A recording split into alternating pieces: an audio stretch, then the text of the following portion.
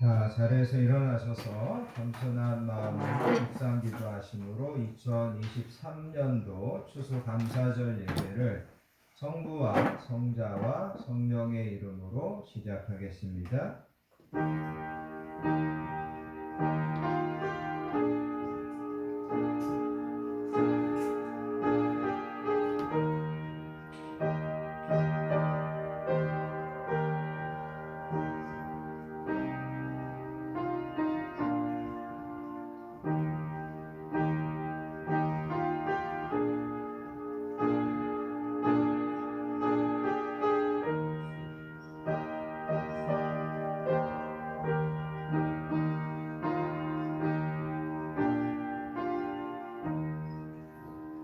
여호와께 감사하라. 그는 선하시며 그 인자하심이 영원하미로다.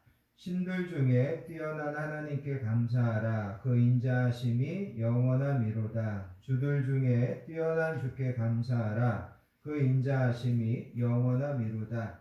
모든 육체에게 먹을 것을 주신 이에게 감사하라. 그 인자하심이 영원하미로다. 하늘의 하나님께 감사하라. 그 인자하심이 영원함이로다. 아멘. 거룩하시고 사랑과 은혜가 풍성하신 아버지 하나님 감사합니다. 지난 한 주도 저희들을 각자의 삶 가운데 지켜주시고 선하게 인도하여 주셨다가 오늘도 하나님의 전으로 부르셔서 겸손히 머리 숙여 하나님 앞에 예배로 나아가게 하여 주시니 감사합니다. 특별히 오늘은 추수감사절 예배로 드립니다. 감사로 제사하는 자가 하나님을 영화롭게 한다고 말씀하셨사오니 오늘도 우리가 드리는 이 추수감사 예배가 하나님을 영화롭게 하는 예배 되게 해주시기 원합니다. 아멘. 도처의 전쟁과 또 정치적인 반목과 힘들고 어려운 경제적인 상황 가운데서 맞이하는 추수감사절입니다.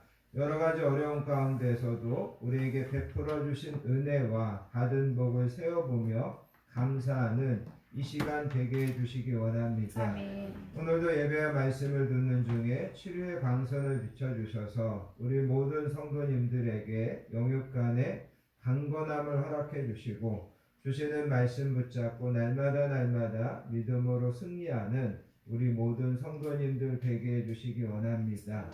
날마다 더 많은 것들을 감사하고 또 많은 감사할 것들이 많아지는 그런 은혜를 우리 교회와 이 나라 민족 가운데 우리 가정들 가운데 하나님 허락해 주시기를 소원합니다. 아멘. 모든 예배를 성령 하나님께서 다스리시고 주장해 주시기를 소원하오며 우리를 사랑하여 주시는 예수님의 이름으로 간절히 기도합니다. 아멘. 다 자리에 앉으셔서 찬송가 14장 주 우리 하나님 함께 찬양하도록 하겠습니다.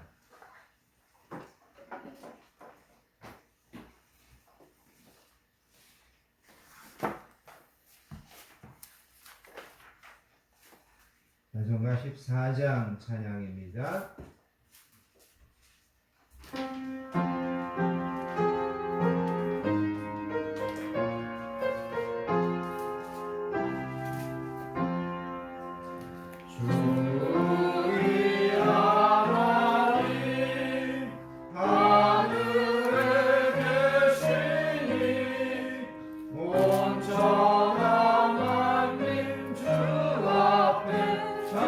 찬송하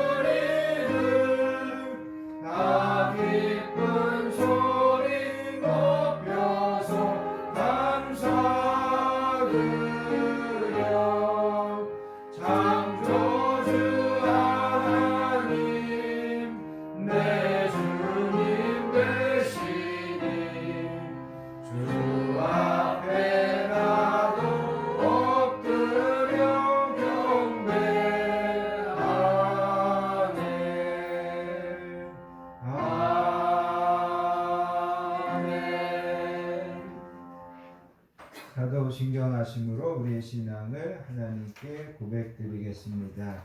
전능하사 천지를 만드신 하나님 아버지를 내가 믿사오며 그 외아들 우리 주 예수 그리스도를 믿사오니 이는 성령으로 잉태하사 동정녀 마리아에게 나시고 본디오 빌라도에게 고난을 받으사 십자가에 못 박혀 죽으시고 장사한 지 사흘 만에 죽은 자 가운데서 다시 살아나시며 하늘에 오르사 전능하신 하나님 우편에 앉아 계시다가 저리로서 산 자와 죽은 자를 심판하러 오시리라.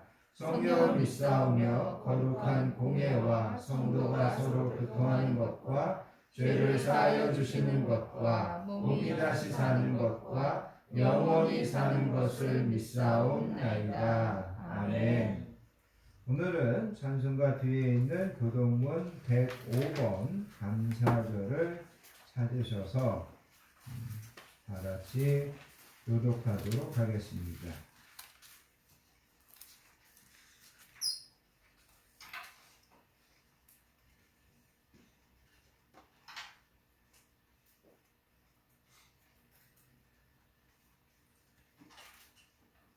제가 한 절, 여러분이 한 절 교독하겠습니다. 여호와께 감사하라. 그는 선하시며 그 인자하심이 영원하리로다. 여호와께 감사하라. 그의 이름을 불러 아뢰며 그가 하는 일을 만민 중에 알게 할지어다. 그들이 광야 사막길에서 방황하며 거주할 성읍을 찾지 못하고 줄이고 목이 말라 그들의 영혼이 그들 안에서 피곤하였도다. 이에 그들이 근심 중에 여호와께 부르짖음에 그들의 고통에서 건지시고 또 다른 길로 인도하사 거주할 성읍에 이르게 하셨도다. 여호와의 인자하심과 인생에게 행하신 기적으로 말미암아 그를 찬송할지로다. 그가 사모하는 영혼에게 만족을 주시며 줄인 영혼에게 좋은 것으로 채워주심이로다. 아멘.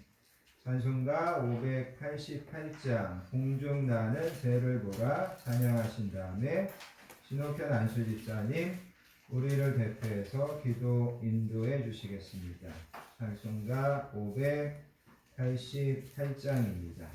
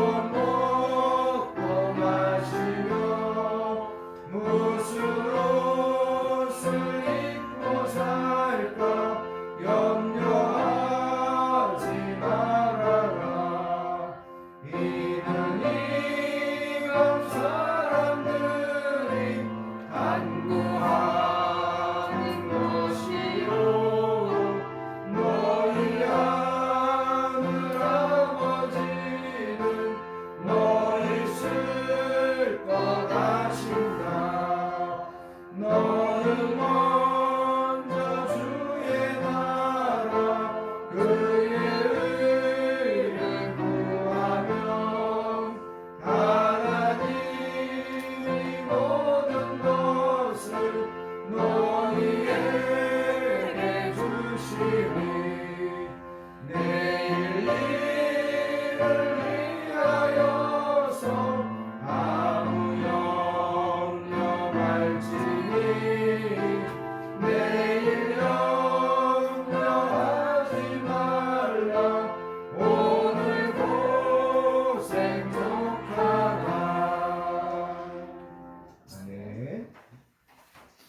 기도하시겠습니다.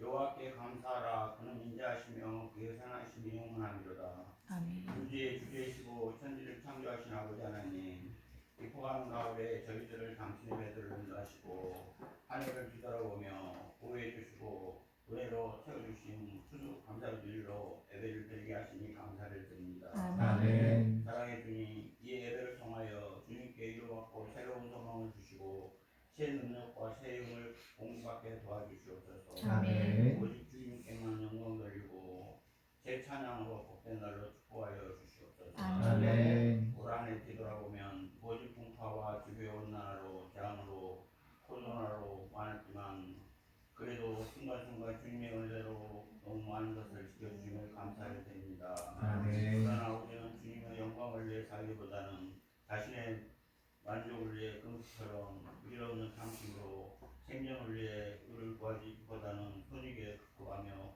욕구만 추구했으며 감사보다는 불평과 불만이 많았음을 고백합니다. 아멘. 그럼에도 풍부한 열매를 주어주시니 감사를 드립니다. 아멘. 능력의 주님, 우리가 광야 같은 삶 속에서 주님이 저희들을 제 가운데 용서함으로 감사한데 저희들을 정케하시고 주님의 자녀를 택하여 주시며 상한 마음을 안고 걸어서는 저희들에게 일어설 수 있는 용기와 힘을 주심을 감사를 드립니다. 아멘. 외로운 여정에 홀로 두지 않고 외로운 가운데 찾아오셔서 소망을 주시니 감사를 드립니다. 아멘.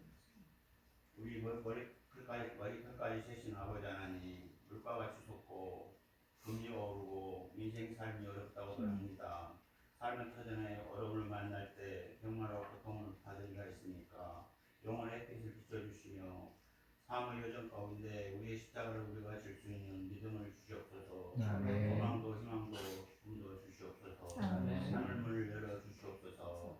기뻐하는 가을에 밑으로 떨구는 나무잎처럼 우리도 버려야 할 것들을 버릴 수 있는 용기를 주시옵소서. 아멘. 부질없는 탐심, 불만, 이기심, 자존심, 고집, 자랑, 부정적인 생각, 불쾌한 생각, 게으름, 상한 마음, 외로움, 부정적인 언어, 남을 함부로 판단하고 내가 옳다고 주장하는 그만한 생각들 다 주님께로 내려놓습니다.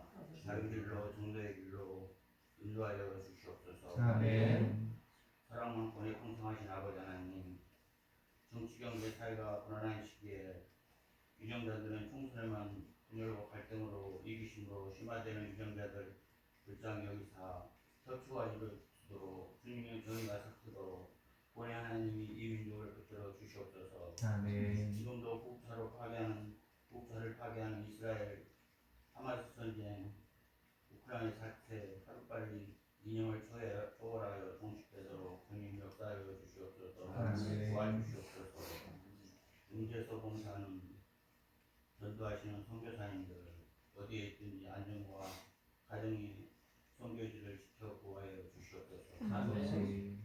구원의 아버지 하나님, 이 시간 주의 사자의 주의 말씀을 대언하실 때 우리 귀가 열리게 도와주시고 마음이 열려서 들을 수 있고 깨달아 알게 하셔서 마음같이 세계도 정한 마음 붙들고 살아갈 때 세상 속에서 승리하게 하옵소서. 아멘. 공망도 미움도 없이 사랑하고 용서하며 살아가게 도와주시옵소서. 아멘. 우리 애들 성령께 도움이 가실 것을 믿으며 기도를 들으시고 응답하시는 예수님 이름으로 감사드리며 기도했습니다. 아멘.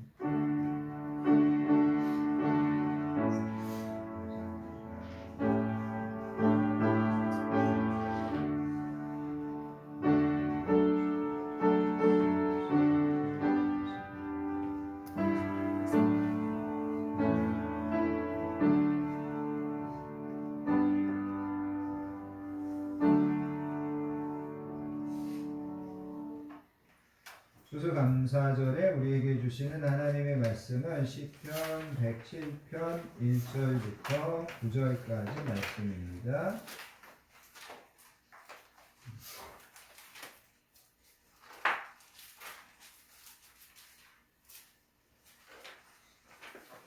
제가 가진 성경으로 시편 구약성경 883페이지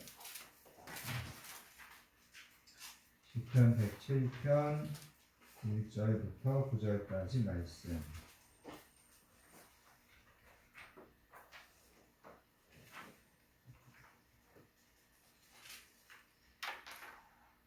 다 찾으셨으면 주신 말씀을 천천히 한 목소리로 받들어서 읽습니다. 여호와께 감사하라. 그는 선하시며 그 인자하심이 영원하니로다.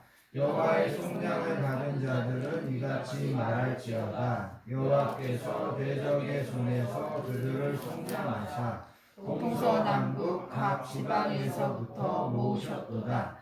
그들이 광야 사막길에서 방황하며 거주할 성읍을 찾지 못하고 줄이고 목이 말라 그들의 영혼이 그들 안에서 피곤하였도다.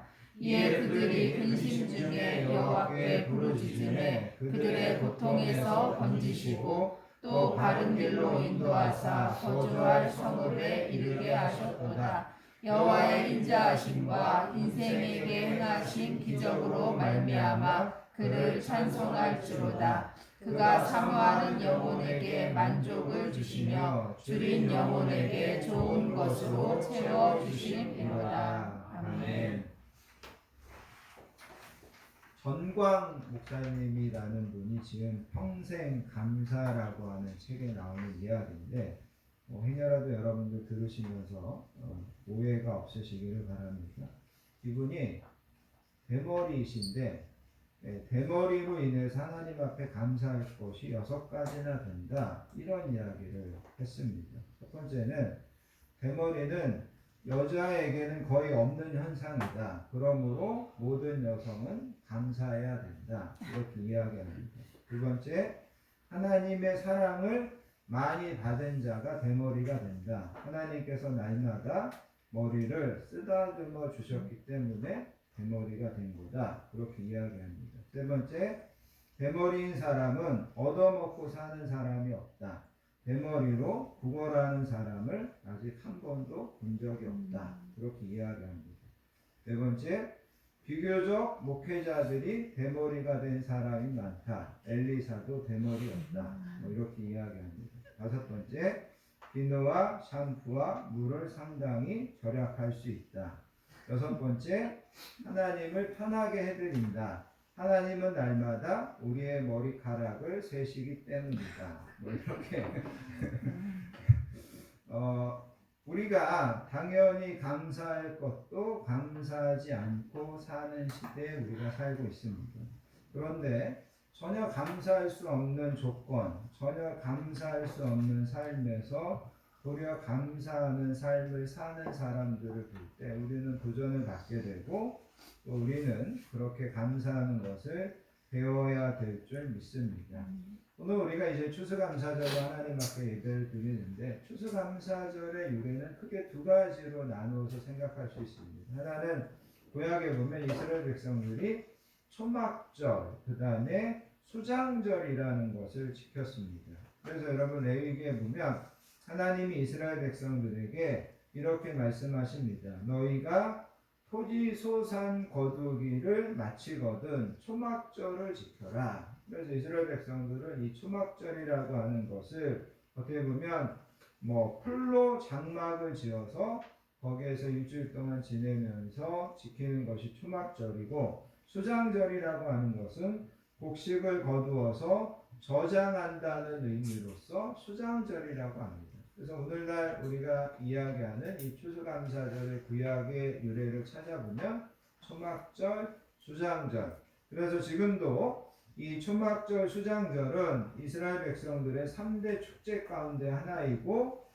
이 초막절이 대부분 9월 말에서 10월 달에 지금도 유대인들에게 지켜진다고 합니다. 또 한 가지 추수감사절의 유래는 영국에서 신앙의 자유를 찾아서 신대륙으로 간 청교도들에게 그 뿌리를 두고 있습니다. 1620년 메이플라워호라고 하는 조그마한 범선을 타고 영국의 청교도 102명이 오늘날 미국으로 건너가게 됩니다.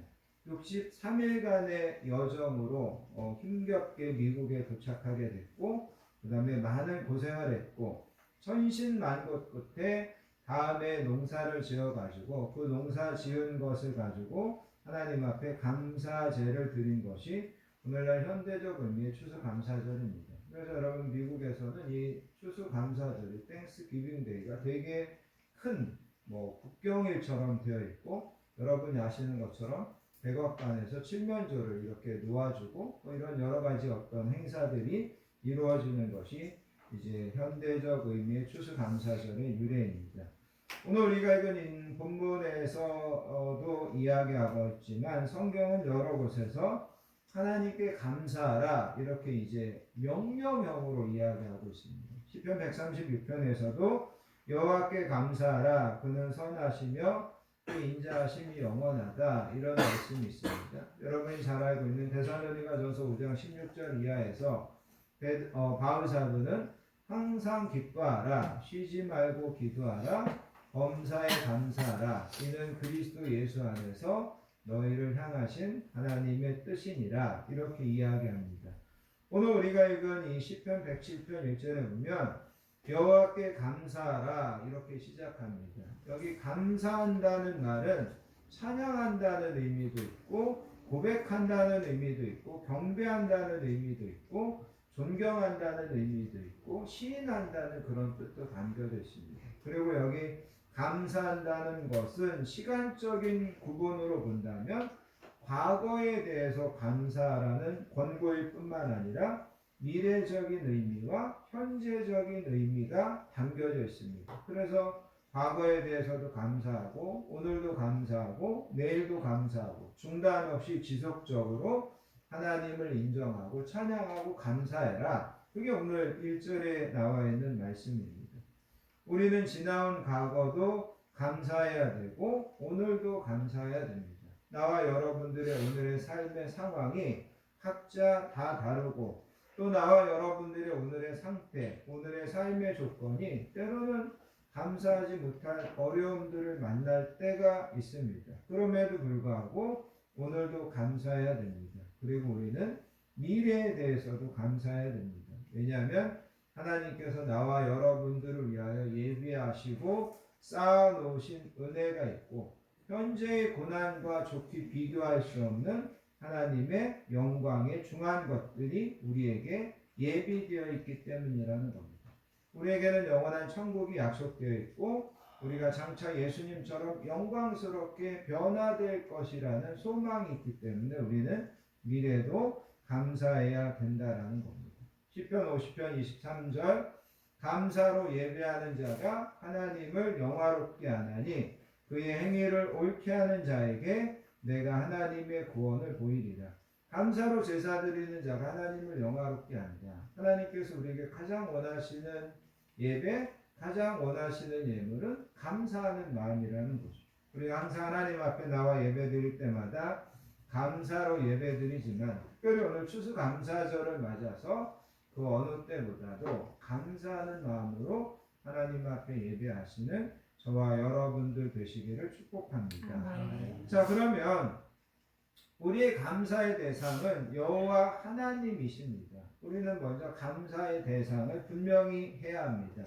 추수감사절이 그냥 옛날에 우리 어떤 농경 문화에서 하늘에 감사하는 그런 것이 아니라 우리의 감사의 대상은 여호와 하나님입니다. 그러면 우리는 하나 더 생각하셔야 되는데 그럼 그 하나님께 무엇을 감사해야 되는지도 생각하셔야 된다는 거죠. 막연하게 대충 그냥 감사하는 것이 아니라 구체적으로 감사할 수 있어야 됩니다. 그래서 여러분 오늘 우리가 읽은 시편 107편을 통하여서 나와 여러분들이 하나님께 감사하는데 구체적으로 무엇을 감사해야 되는지 그것을 좀 함께 나누며 은혜를 좀 받을 수 있기를 원합니다. 먼저 우리는 무엇을 감사해야 되냐면 하나님의 존재와 성품에 대해서 감사해야 됩니다. 우리는 하나님이 계시다고 아는 것, 그분이 선하시고 그분이 인자하신 분이라는 것에 대해서 감사해야 됩니다. 만약 여러분 이 세상에 하나님이 계시지 않았다면 세상은 지금과 비교할 수 없을 정도로 난폭하고 악하고 혼란스러워지고 무질서했을 것입니다.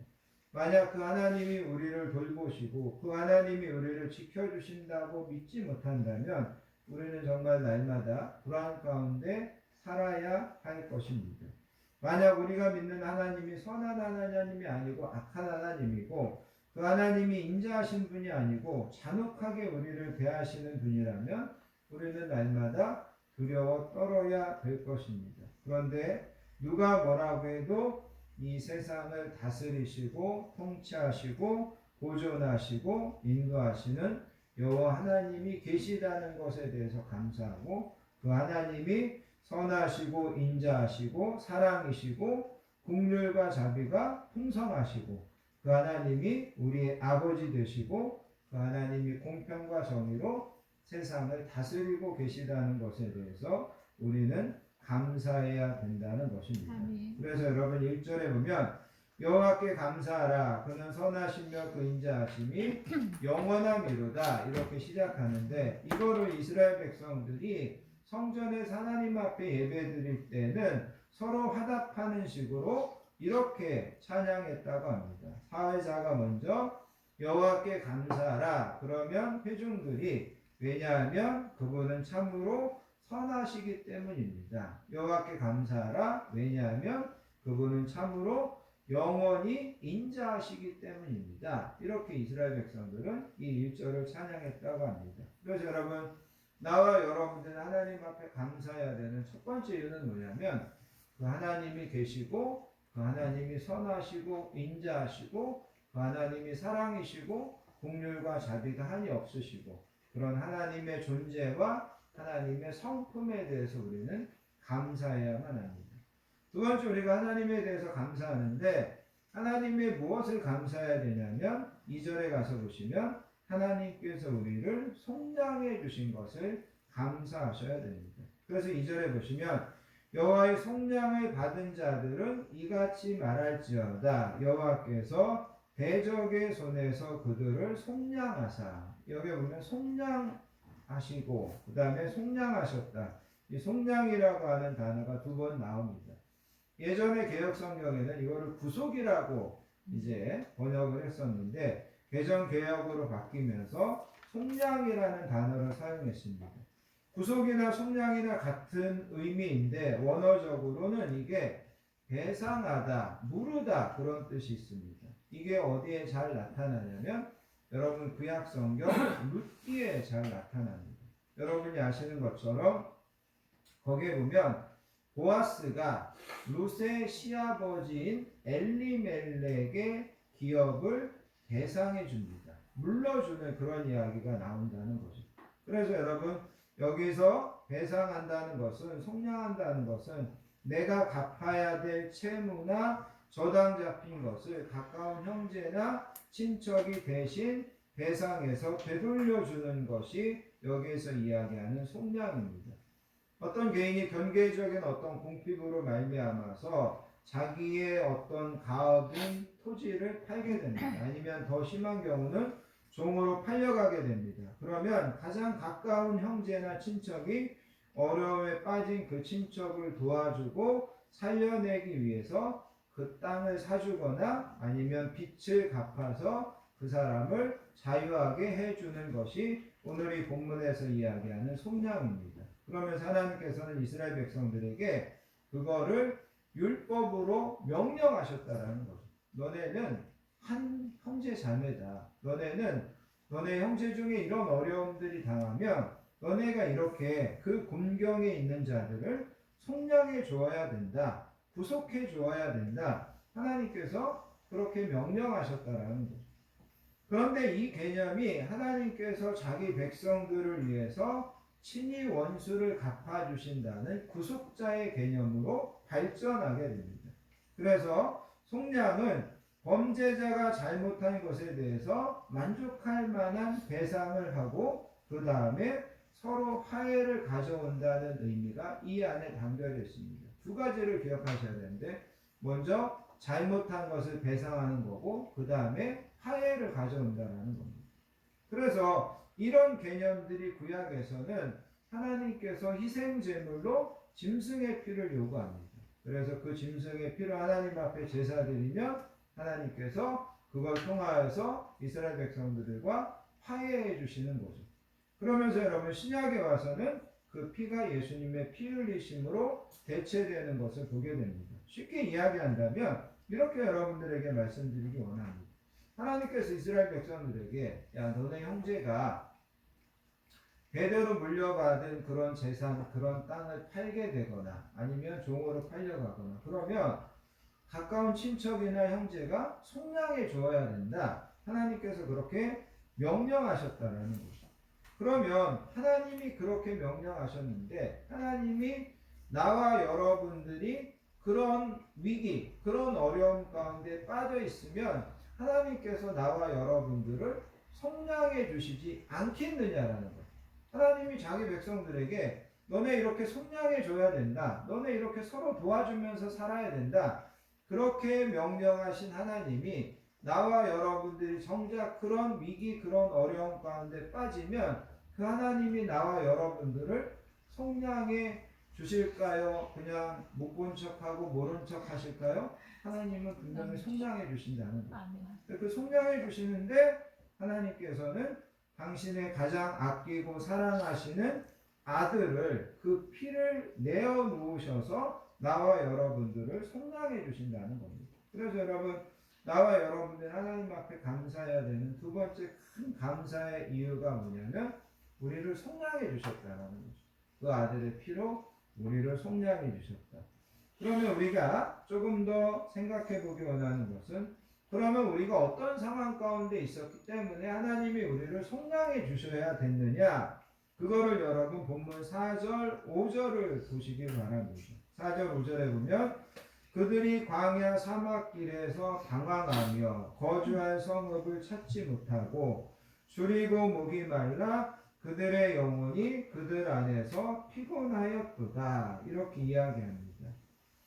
우리가 이 시편 107편에 대해서 대부분의 학자들은 이 시편 107편이 이스라엘 백성들이 바벨론에 의해서 멸망하게 됩니다. 그리고 바벨론의 포로로 끌려가게 되고 70년 동안 포로 생활을 하다가 다시 예루살렘으로 돌아오게 되는데 예루살렘으로 돌아오게 되는 그 감격을 기록한 것이 이 107편이다. 이렇게 이야기합니다. 그래서 여러분 이 4절 5절에 대해서 학자들이 두 가지를 이야기합니다. 여기 4절 5절에서 이야기하는 것이 이스라엘 백성들이 바벨론에서 포로 생활할 때 어려움을 기록한 거다. 그래서 여러분 4절 5절을 다시 한번 보면 그들이 광야 사막길에서 방황하며 거주할 성읍을 찾지 못하고 줄이고 목이 말라 그들의 영혼이 그들 안에서 피곤하였도다.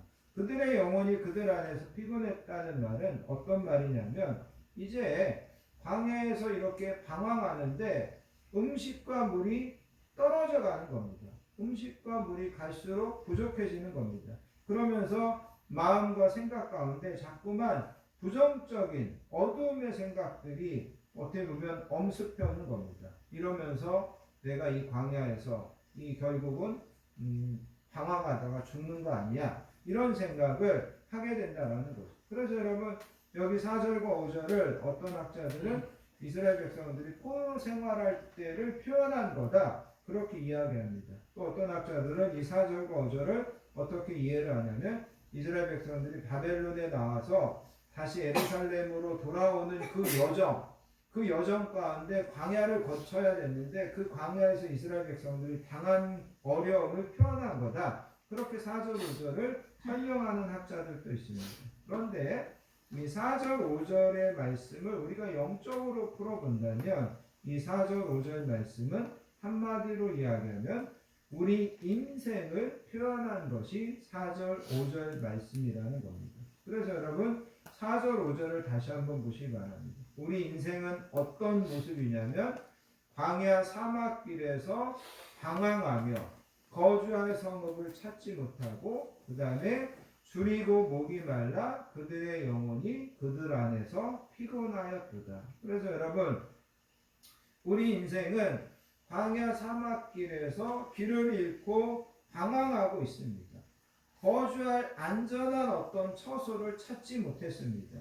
갈수록 내가 가지고 있는 어떤 음식과 물은 떨어져 가고 그것으로 인하여서 내가 살 소망이 갈수록 어떻게 보면 포기해가는 살 소망을 포기해가는 그런 상황, 이것이 바로 우리 인생이라는 것입니다. 그래서 여러분, 하나님이 나와 여러분들을 속량해 주셨다 말씀드렸는데, 우리가 어떤 상황에 있을 때 속량해 주셨냐? 4절 5절이 우리가 하나님을 만나기 전에 우리가 하나님이 우리를 속량해 주신 그 상황을 표현한 것이다. 우리가 그렇게 이 본문을 이해할 수 있습니다. 그래서 여러분, 성경은 나와 여러분들의 인생을 우리는 나그네고, 우리는 이 땅의 순례자고, 우리는 외국인과 같이 사는 거다, 이렇게 이야기하고 있습니다. 그래서 히브리서 11장에 가서 보시면 이 땅에 살았던 아브라함이나 이삭이나 아니면 야곱이나 모세나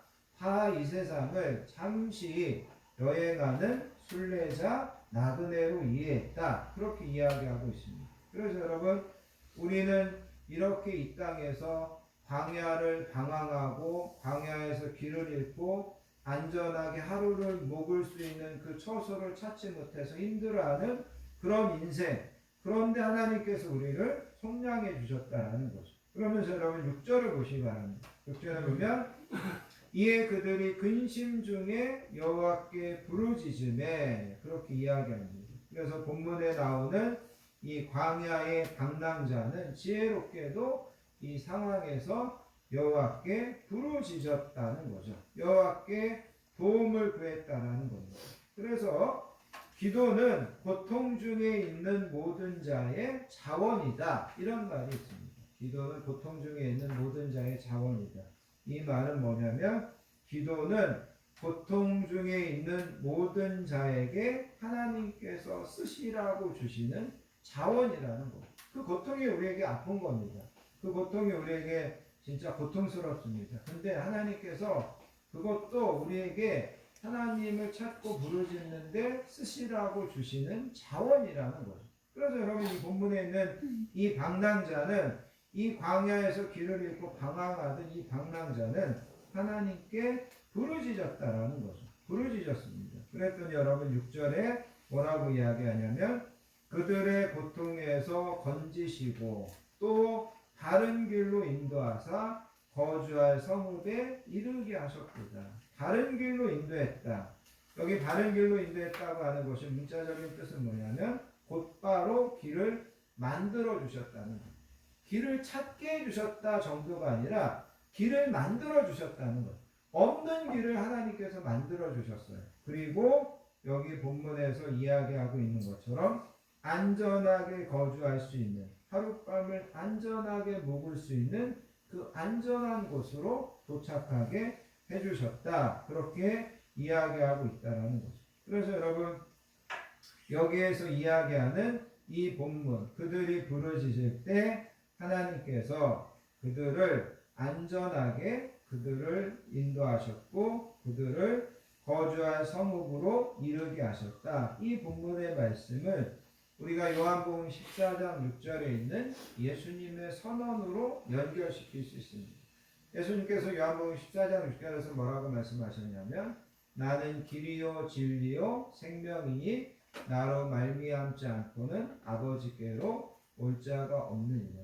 성 어거스틴이라고 하는 사람이 무슨 이야기를 했냐면, 우리는 하나님께로 돌아가서 그분의 품에 안기기 전에는 세상 어떤 곳에서도 안식을 찾을 수 없다, 그렇게 이야기하고 있습니다. 그래서 여러분, 여기 본문에서 이야기하는 내용과 예수님께서 말씀하시는 내용이 뭐냐면, 우리가 예수님을 통하여 하나님께 돌아가고 그 하나님께 돌아가야만 우리는 비로소 안전하게, 또 우리는 안식할 수 있는 성읍에 이르게 되는 것이다, 그렇게 이야기하고 있다는 거죠. 그래서 우리는 이것을 감사해야 된다는 겁니다.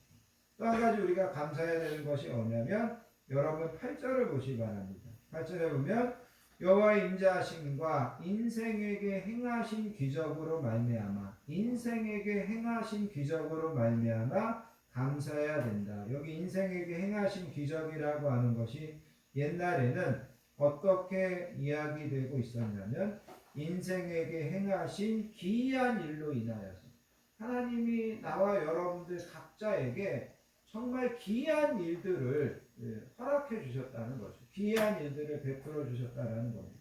좀 전에 말씀드린 것처럼 이스라엘 백성들이 바벨론의 포로로 잡혀가서 70년 동안 포로 생활하다가 다시 예루살렘으로 그들의 고향으로 돌아오게 됩니다. 그런데 사실 유다가 바벨론에 멸망당할 때 그들이 다시 예루살렘으로 돌아온다고 하는 것은 거의 불가능에 가까웠습니다. 그런데 그 강력했던 바벨론이 어떻게 된 건지 바사라고 하는 페르시아에 힘없이 무너졌습니다.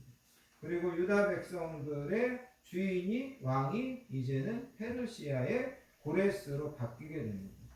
그 고레스가 이 유다 백성들을 여전히 자신의 노예 상태로 노예로 활용하겠다 그렇게 이야기하면 누구도 그것에 대해서 대꾸할 수 없습니다. 그리고 그런 상황에서 유다 백성들은 아무런 힘도 아무런 대책도 없었습니다.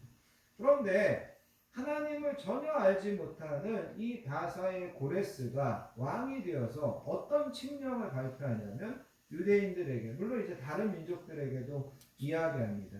너희가 원한다면 너희는 너희의 본토, 너희의 고향으로 다 돌아가도 좋다. 고레스가 이런 칙령을 발표한다라는 거죠. 유다 백성들이 힘이 있어가지고 그들이 고향 땅으로 돌아온 것이 아니었습니다. 아까 이야기한 것처럼 그들은 꿈도 꾸지 못했습니다. 그래서 여러분 시편 126편에 보면 이 이스라엘 백성들이 바벨론에서 이스라엘로 돌아오는 것을 뭐라고 표현하냐면 여호와께서 시온의 포로를 돌려보내실 때 우리는 꿈꾸는 것 같았다. 그렇게 표현하고 있습니다. 유다 백성들이 바벨론에서 포로 생활하다가 다시 예루살렘으로 돌아오는 건 꿈꾸는 것 같았습니다. 아니 정말 이런 일들이 우리에게 일어날 수 있는 거야? 그런데 그게 바로 여러분 여기 8절에서 이야기하는 하나님께서 인생들에게 행하신 귀한 일들이라는 거예요. 하나님이 나와 여러분들의 인생도 지금까지 살아오면서 각자가 하나님이 정말 귀하게 나한테 행해 주셨구나. 나한테 귀하게 하나님께서 인도하셨구나. 그거를 여러분들이 경험하는 것들이 분명히 있을 겁니다. 우리는 그거를 감사해야 된다는 거예요. 아멘. 나와 여러분들에게 각자 귀한 일들이 지금까지 분명히 있었다라는 거죠.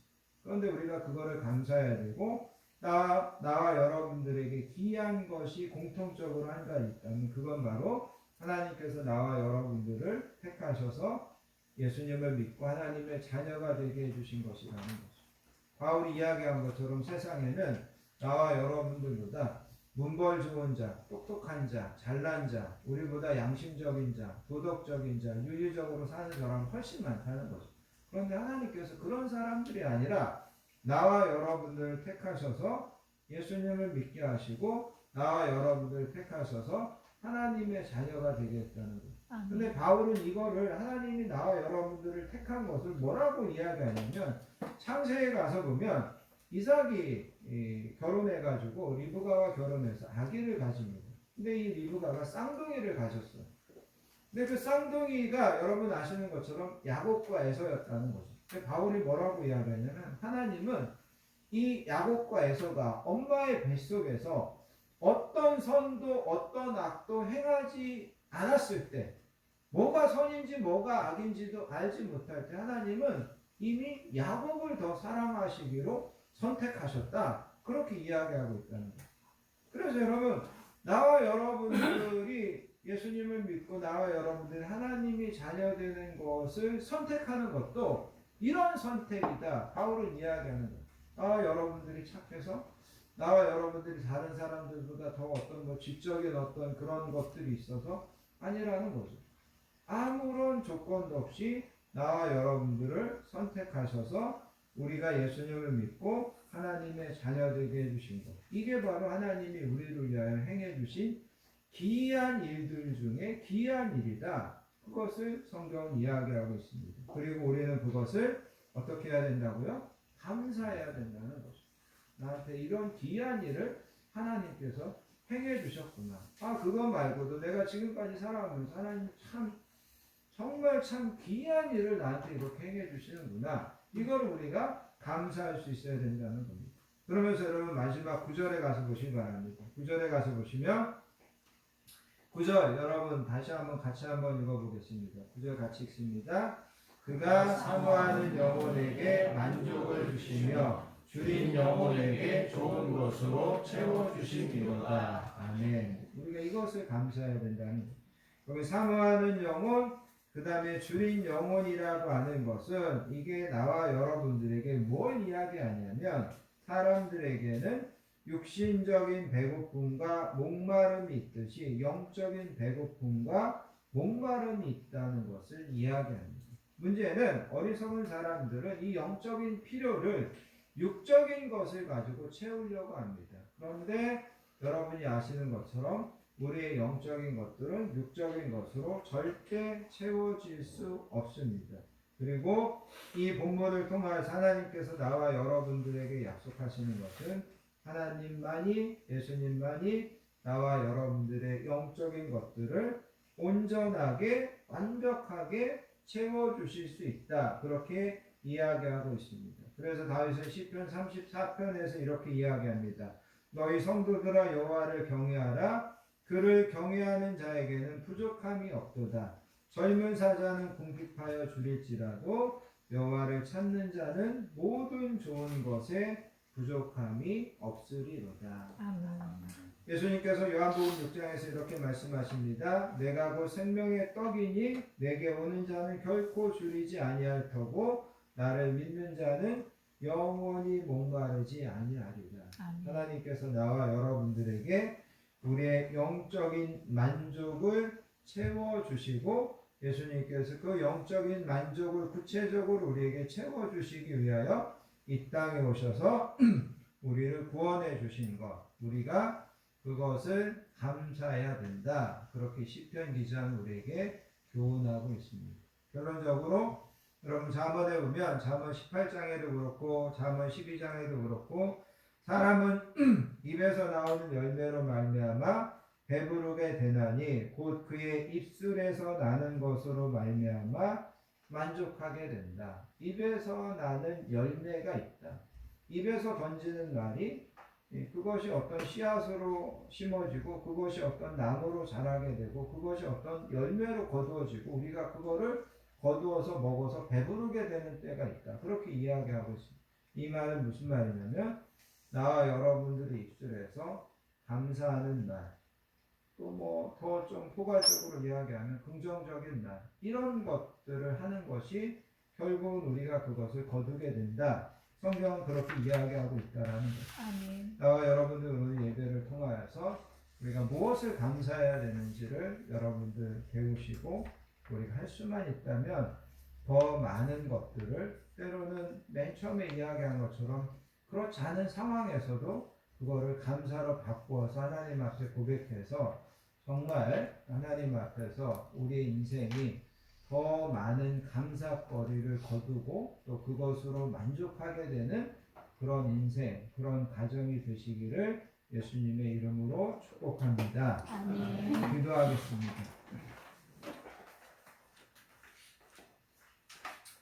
하나님 아버지 감사합니다. 추수감사절에 하나님 앞에 나와 감사로 예배하게 하시고 또 감사에 대한 말씀을 듣게 하여 주시니 감사합니다. 하나님이 계시고 그 하나님의 성품을 인하여 감사합니다.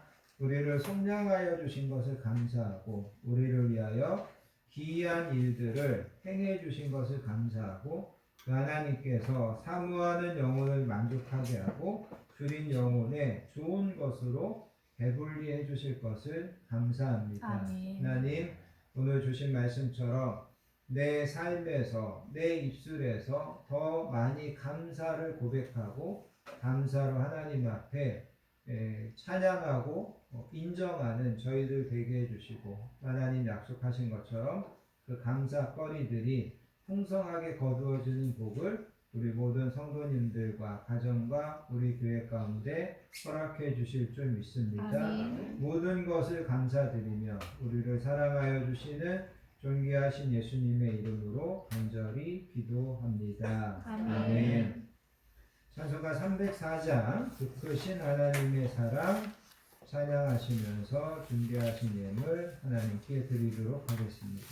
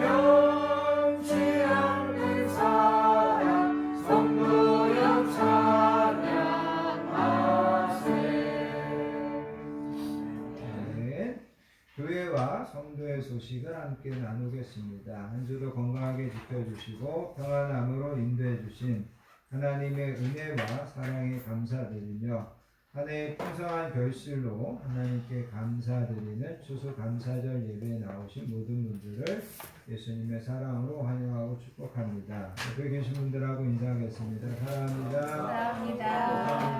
축복합니다. 사랑합니다. 축복합니다. 사랑합니다. 감사하며 사시기 바랍니다. 축복합니다. 인사도 하시기 바랍니다. 네. 자, 오늘 주신 말씀처럼 하나님의 선하심과 인자하심을 믿으며 또 우리를 위하여 귀한 일들을 이루어 주신 하나님께 감사하며 날마다 감사로 영광 돌리는 우리 교회와 우리 가정과 우리 모든 성도님들 되시기를 간구합니다.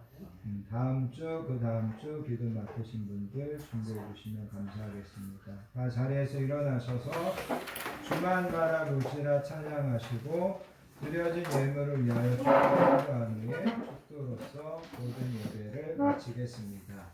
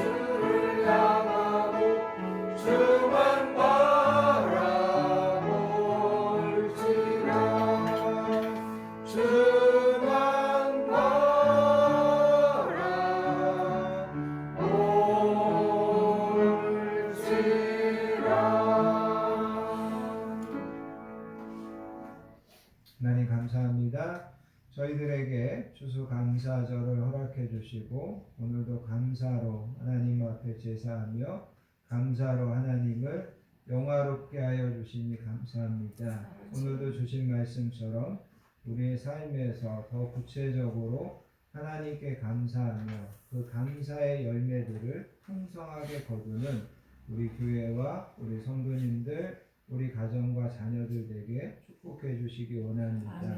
하나님 이 시간에도 우리의 감사와 우리의 사랑과 소원과 기도 제목을 담아 하나님 앞에 예물 올려드립니다. 하나님 기쁘게 음양하여 주시고 드려진 모든 손길과 그들의 구체적인 기도의 제목을 하나님께서 아시오니 하나님께서 저들의 소원과 기도 제목 가운데 반배로 갚아주시고 형통하심의 복으로 충만하게 채워주실 줄 믿습니다.